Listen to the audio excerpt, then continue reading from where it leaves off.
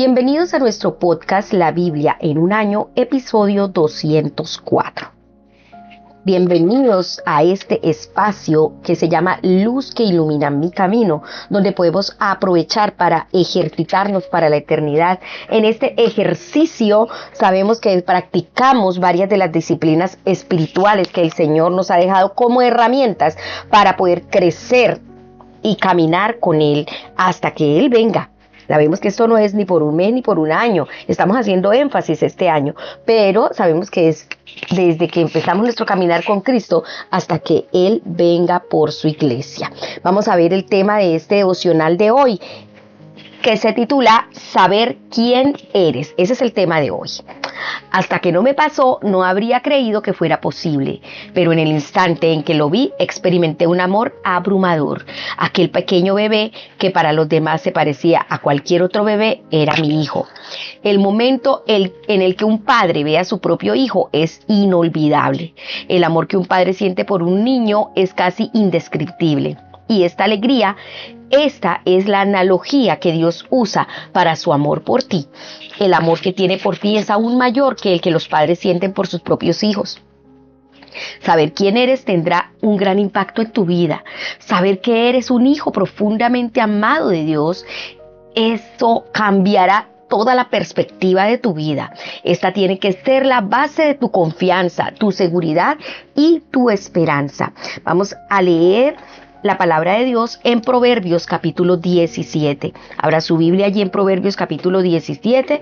Vamos a leer los versículos que quedan allí y también estaremos leyendo el capítulo 18. ¿Listo? Desde el 25. Proverbios 17, 25 y el capítulo 18 del 1 al 6. Estamos leyendo en Nueva Traducción Viviente. Abra su Biblia allí, si tiene la versión Nueva Traducción Viviente, ábranla en esa. Si no, escuchamos y usted va siguiendo la lectura en la Biblia que tenga a su mano. Proverbios capítulo 17 dice así: Los hijos necios traen dolor a su padre y amargura a la que los dio a luz. Está mal castigar al justo por ser bueno o azotar a los líderes por ser honestos. El verdadero sabio emplea pocas palabras, la persona con entendimiento es serena. Hasta los necios pasan por sabios y permanecen callados, y parecen inteligentes cuando mantienen la boca cerrada. Capítulo 18 de Proverbios. Dice así: La gente poco amistosa solo se preocupa de sí misma, se opone al sentido común. A los necios no les interesa tener entendimiento, solo quieren expresar sus propias opiniones. Hacer el mal resulta en la vergüenza y la conducta escandalosa, trae desprecio. Las palabras sabias son como aguas profundas, la sabiduría fluye del sabio como un arroyo burbujeante. No es correcto absolver al culpable o negarle la justicia al inocente. Con sus palabras, los necios se meten continuamente en pleitos, van en busca de una paliza. Dios, por eso tenemos que tener mucho cuidado con las palabras que salen de nuestra boca, que sabemos que muestra lo que está en el corazón. Vamos al primer punto de este devocional y es los hijos sabios. Vamos a tratar con los hijos sabios. La Biblia tiene mucha información sobre la crianza de los hijos y la relación entre los padres y sus hijos. El amor de los padres por sus hijos es instintivo y poderoso. Los padres buenos quieren lo mejor para sus hijos. Yo creo que ese es el común denominador de un padre bueno. Siempre queremos lo mejor para nuestros hijos. Los niños tienen una gran capacidad para traer alegría a sus padres, pero por supuesto también pueden causar dolor. Dice Proverbios el capítulo 17, el verso 25 dice: el hijo necio irrita a su padre y causa amargura a su madre. El escritor continúa ampliando la diferencia entre lo necio y lo sabio en diferentes aspectos de la vida. Por ejemplo, el necio tan solo hace alarde de su propia opinión, mientras que los sabios usan las palabras con moderación. En realidad, hasta un necio pasa por sabio si guarda silencio y se le considera prudente si cierra la boca. Como dice el historiador estadounidense Will Durant, una de las lecciones de la historia es que nada es a menudo una cosa buena que hacer y siempre es una cosa inteligente que decir. Hablando de mantener la boquita cerrada. El autor aborda otras características de los sabios, que es la amistad, la escucha y la justicia. Esas son características que tienen los sabios. Brindan la amistad, saben escuchar y actúan con justicia. Vamos a orar, a pedirle al Señor que nos ayude a ser hijos sabios, hijos de Dios, sabios, complaciendo al Señor, no siendo necios desobedientes, sino sabios que saben obedecer y respetar. Señor, en esta mañana queremos pedirte por favor que nos ayudes a ser hijos sabios. Queremos complacerte en todas las formas, en la forma en que vivimos, en la forma en que hablamos, en la forma en que actuamos. Ayúdanos a ser sabios, Señor, a callar cuando tengamos que callar y hablar palabras moderadas, palabras llenas de gracia, como dice tu palabra. En el nombre de Jesús, bendecimos tu nombre y exaltamos tu nombre desde ahora y para siempre, en Cristo Jesús. Amén. Ahora vamos a leer Romanos capítulo 8. Vamos a leer desde el verso 1 hasta el verso 17. Romanos 8 habla de la vida en el Espíritu. Recuerden que estamos leyendo en Nueva Traducción Viviente.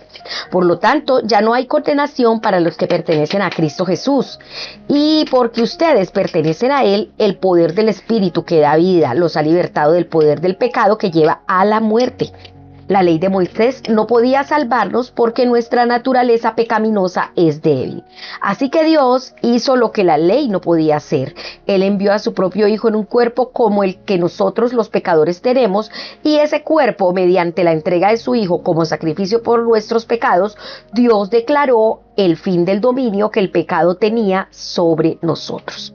Lo hizo para que se cumpliera totalmente la exigencia justa de la ley a favor de nosotros, que ya no seguimos a nuestra propia naturaleza pecaminosa, sino que seguimos al Espíritu. Los que están dominados por la naturaleza pecaminosa piensan en las cosas pecaminosas, pero los que son controlados por el Espíritu Santo piensan en las cosas que agradan al Espíritu. Por lo tanto, permitir que la naturaleza pecaminosa los controle la mente los lleva a la muerte. Wow. Seguimos aquí. Permitir que la naturaleza pecaminosa los controle la mente lleva a la muerte. Pero permitir que el Espíritu les controle la mente lleva a la vida y a la paz. Pues la naturaleza pecaminosa es enemiga de Dios siempre. Nunca obedeció las leyes de Dios y jamás lo hará. Por eso, los que todavía viven bajo el dominio de la naturaleza pecaminosa nunca pueden agradar a Dios. Pero ustedes no están dominados por su naturaleza pecaminosa. Son controlados por el Espíritu. Si el Espíritu de Dios vive en ustedes. Y recuerden que los que no tienen el Espíritu de Cristo en ellos de ninguna manera pertenecen a Él. Y Cristo vive en ustedes. Entonces, aunque el cuerpo morirá por causa del pecado, el Espíritu les da vida, porque ustedes ya fueron hechos justos a los ojos de Dios. El Espíritu de Dios, quien levantó a Jesús de los muertos, vive en ustedes. Y así como Dios levantó a Cristo Jesús de los muertos, Él dará vida a sus cuerpos mortales mediante el mismo Espíritu, quien vive en ustedes. Por lo tanto, amados hermanos, no están obligados a hacer lo que su naturaleza pecaminosa los incita a hacer, pues si viven obedeciéndola, morirán. Pero si mediante el poder del Espíritu hacen morir las acciones de la naturaleza pecaminosa, vivirán. Pues todos los que son guiados por el Espíritu de Dios son hijos de Dios, y ustedes no han recibido un espíritu que los esclavice al miedo. En cambio, recibieron el Espíritu de Dios cuando Él los adoptó como sus propios hijos. Ahora lo llamamos Abba Padre, pues su Espíritu se une a nuestro espíritu para confirmar que somos hijos de Dios. Así que como somos hijos de Dios, también somos sus herederos. De hecho, somos herederos junto con Cristo de la gloria de Dios, pero si vamos a participar de su gloria, también debemos participar de su sufrimiento. Romanos tiene una revelación impresionante, que si le pedimos al Espíritu Santo que mora en nosotros, que venga e ilumine nuestro espíritu, las riquezas que podremos hallar en este libro de Romanos será algo sobrenatural y tendremos la manifestación de la vida de Cristo en nuestra vida. Ahora vamos a estudiarlo con el segundo punto, que se titula Los hijos de Dios. Recuerde que estamos estudiando saber quién eres. Primero somos hijos sabios. Ahora, aquí vamos a estudiar que somos hijos de Dios. ¿Cómo te ves a ti mismo en relación con Dios? ¿Vas por la vida sintiéndote siempre al menos un poco culpable? ¿O vives bajo una nube grande, oscura y baja? Así no es como tenemos que vivir como cristianos. Eres un hijo de Dios, profundamente amado, aceptado y fortalecido por su amor incondicional. Él quiere que disfrutes la liberación de la culpabilidad y la condenación, así también como experimentes una relación de intimidad con Él, más cercana, aunque la mejor relación de un padre con un hijo. Tu pasado es liquidado en el momento en que recibes a Jesús y recibes el perdón completo. La barrera entre tú y Dios se remueve, se quita. Pablo escribe que ya no hay ninguna condenación para los que están unidos a Cristo Jesús. Somos liberados de la ley del pecado y de la muerte. Aunque la ley era buena, era impotente para salvarnos debido a nuestra naturaleza pecaminosa. O sea, por más de que era buena y que lo que dicta la ley son cosas buenas, en sí misma no puede salvarnos porque nosotros tenemos la incapacidad, por nuestra naturaleza pecaminosa, no estamos capacitados a cumplirla.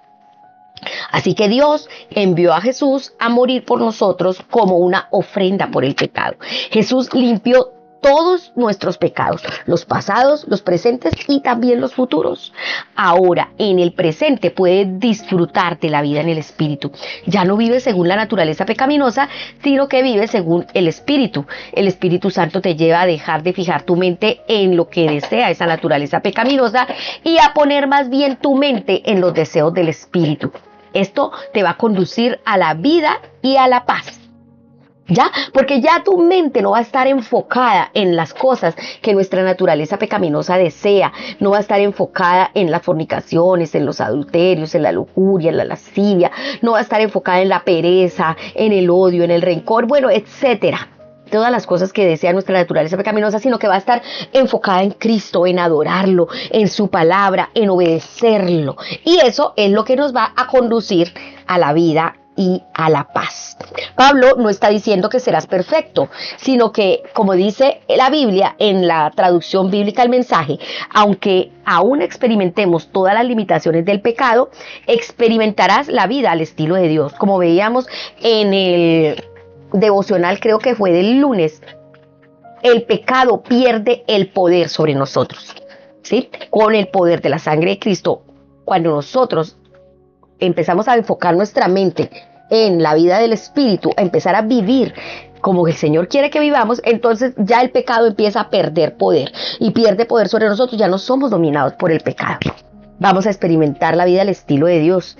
Esto es posible porque ahora mismo el Espíritu Santo de Dios vive sobre nosotros, vive en nosotros. Además, podemos experimentar la futura resurrección del cuerpo.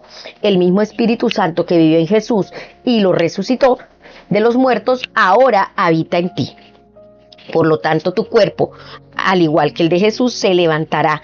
El mismo que levantó a Cristo de entre los muertos también dará vida a sus cuerpos mortales por medio de su Espíritu que vive en ustedes. El derecho a ser hijos de Dios, como lo dice Juan 1:12, les es dado a aquellos que reciben a Jesús y que creen en su nombre. Te conviertes en un hijo de Dios no por nacimiento físico, sino por haber nacido de nuevo por el Espíritu. Si la carta a los Romanos fuera el Himalaya del Nuevo Testamento, entonces Romanos capítulo 8 sería su monte Everest. Y su cumbre serían estos versículos donde Pablo describe cómo los que son guiados por el Espíritu son hijos de Dios. Aquí en los versos 14 al 17 que acabamos de leer. Esto nos muestra un estatus más alto. No hay estatus más alto que ser hijo de Dios. Por eso cualquier título que podamos obtener en esta tierra es, el apóstol Pablo dijo, es basura. Porque ahora soy un hijo de Dios. Bajo el derecho romano, si un adulto quería ser un heredero, podría elegir uno de sus dos hijos o adoptar un hijo que tomaría su nombre. Dios tiene solamente un hijo engendrado, Jesús, pero tiene muchos hijos e hijos adoptados. Ha sido adoptado, tú has sido adoptado en la familia de Dios y no hay un estatus en el mundo que se compare con el privilegio de ser hijo del creador del universo. Esto también nos da mayor intimidad. Tienes la más cercana intimidad posible con Dios.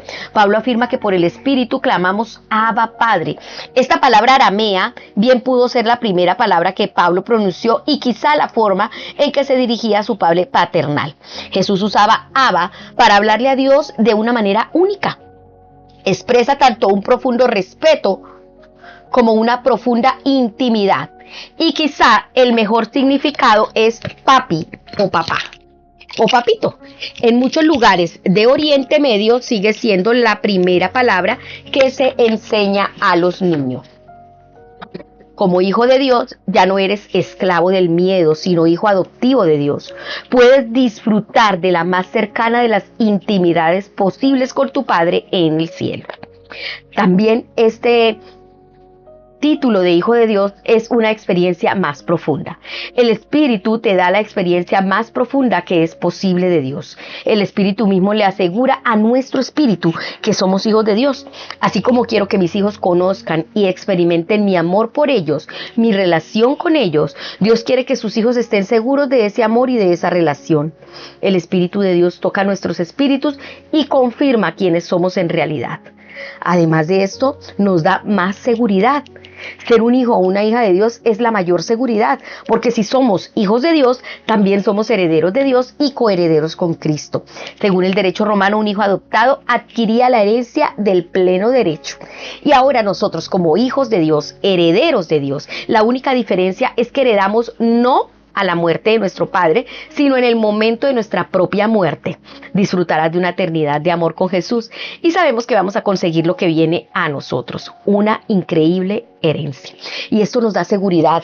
El miedo se va completamente de nuestra vida, porque todos los miedos radican en el miedo a la muerte, pero como ya no tenemos ese miedo porque sabemos que vamos a tener vida eterna, todos los demás temores se van de nuestra vida. Pablo añade: pues si ahora sufrimos con Él, también tendremos parte con Él en su gloria. En la vida cristiana, la gloria viene a través del sufrimiento. Pasamos exactamente por lo que Cristo pasa.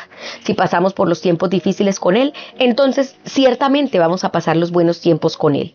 Los cristianos se identifican con Jesucristo. Esto significa hoy en día, para muchos cristianos, pasar por una dura persecución.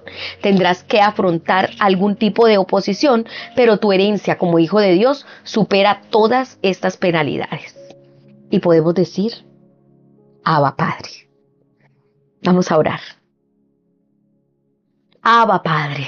Dile: Abba Padre, papito, te doy gracias, gracias. Gracias por el increíble privilegio de ser tu hijo. Gracias por adoptarme. Gracias porque tu espíritu que vive dentro de mí le testifica a mi espíritu que soy tu hija. Gracias por mi futuro. Gracias porque soy tu heredero y coheredero con Cristo. Gracias porque tengo seguridad, tengo paz, tengo confianza. Gracias porque me has dado ese privilegio sin merecerlo, Señor. Gracias. Gracias por tanta gracia, tanta misericordia y tanta bondad para conmigo. Gracias, Señor, por cada uno de tus hijos en el mundo entero, y gracias por cada uno de tus hijos que están escuchando este podcast. Dales la certeza, que tu Espíritu Santo les dé la certeza a su espíritu que son tus hijos. Y por esa verdad y por esa revelación se vaya todo temor, se vaya todo miedo, se vaya toda angustia, se vaya toda preocupación, y no tenemos ningún temor porque sabemos que tú estás con nosotros y que eres nuestro Padre y nos ama. Gracias, Señor. En el nombre de Cristo Jesús. Amén y amén. Ahora les invito a que abran su Biblia en Oseas. El libro del profeta Oseas, capítulo 8. Vamos a leer el capítulo 8 y el capítulo 9 de Oseas. Recuerden que estamos leyendo en Nueva Traducción Viviente. Israel cosecha un torbellino.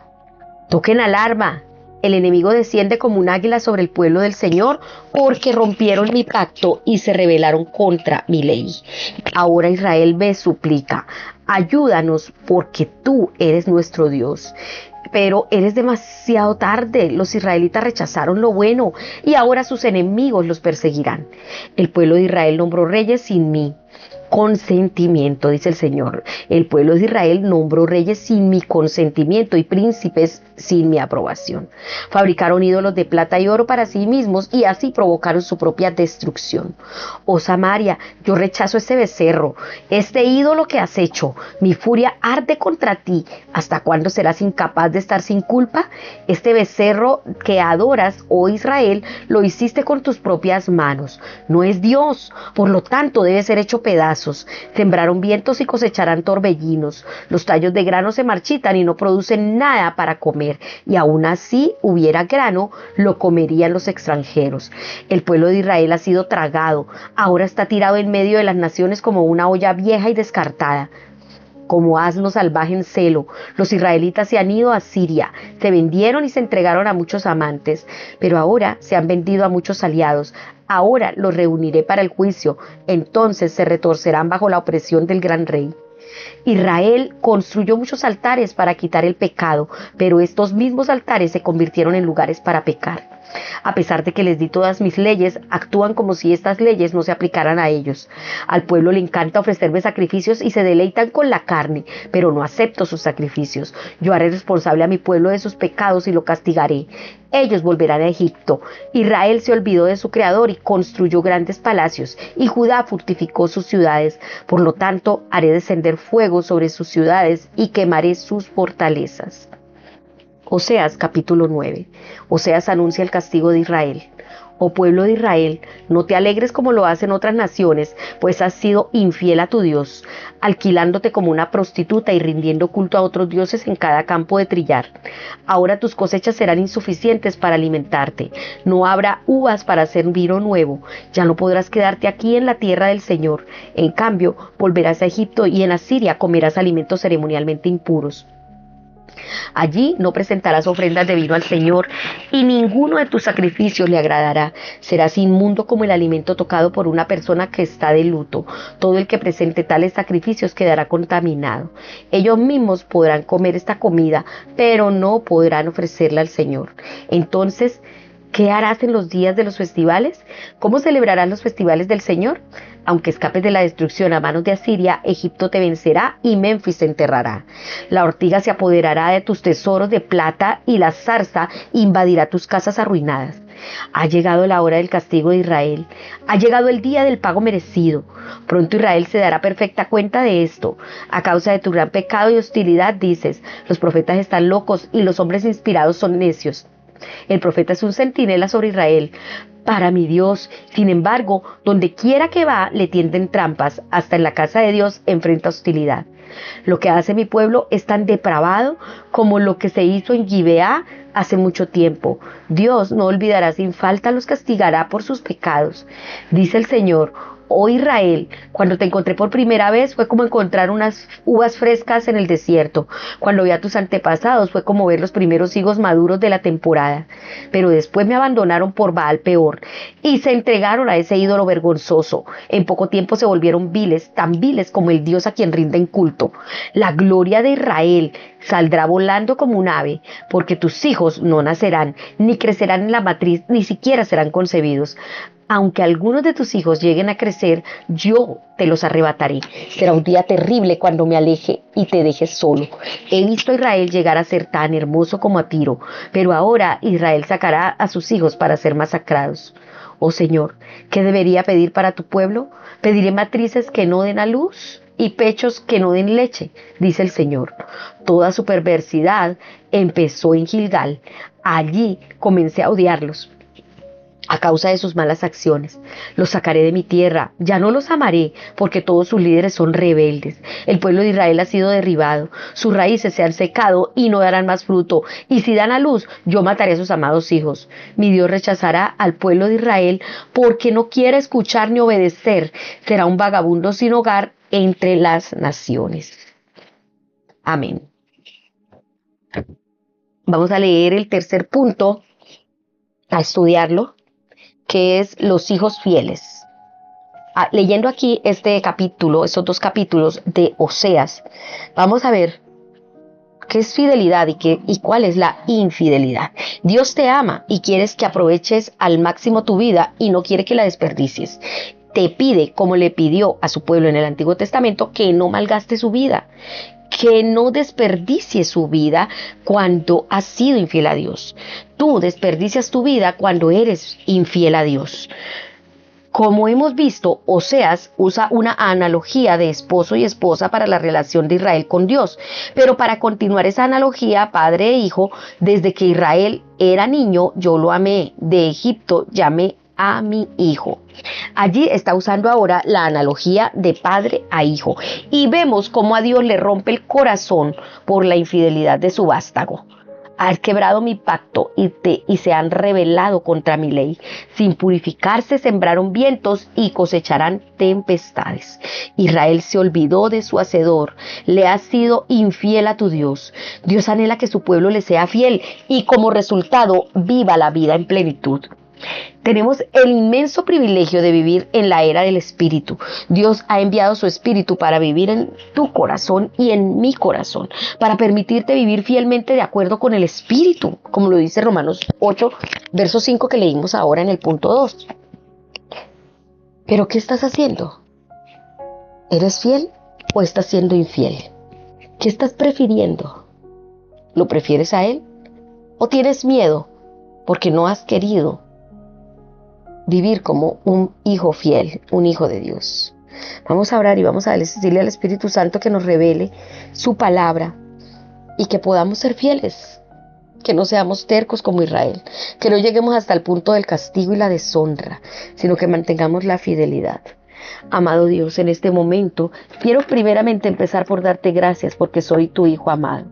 Ayúdame, Señor, dígale al Señor, ayúdame a ser un hijo sabio, a ser un hijo fiel, a dejar de estar pensando en autosatisfacerme y en rendir culto a ídolos. Señor, ayúdame a vivir conforme a tu voluntad. No quiero desviarme de ti ni a derecha ni a izquierda. Y si lo has hecho, dígale, Señor, perdóname. Perdóname y ayúdame a ser un hijo fiel. Quiero vivir en fidelidad para ti. Te lo suplico en el nombre de Jesús. Amén.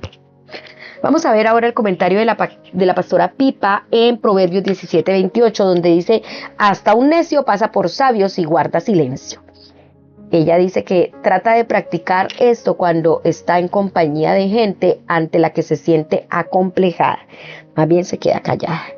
Es bueno, pero no es bueno sentirnos acomplejados porque tenemos la ciudadanía del reino, somos hijos de Dios.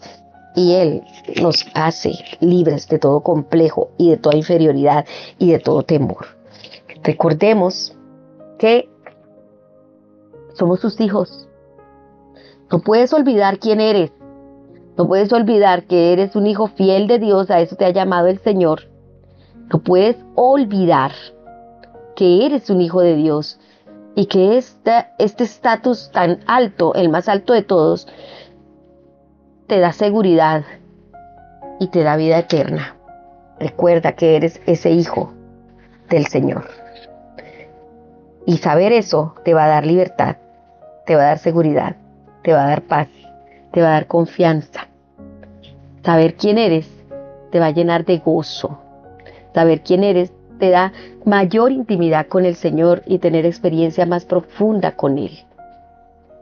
Bueno, hemos terminado este devocional y espero que haya sido de muchísima bendición para su vida y que sea lleno de sabiduría. Recuerden que este devocional fue escrito por el pastor Nicky Gumbel de la iglesia HTB en Londres y la voz de este podcast es de Marisol Rojas. Que el Señor les bendiga.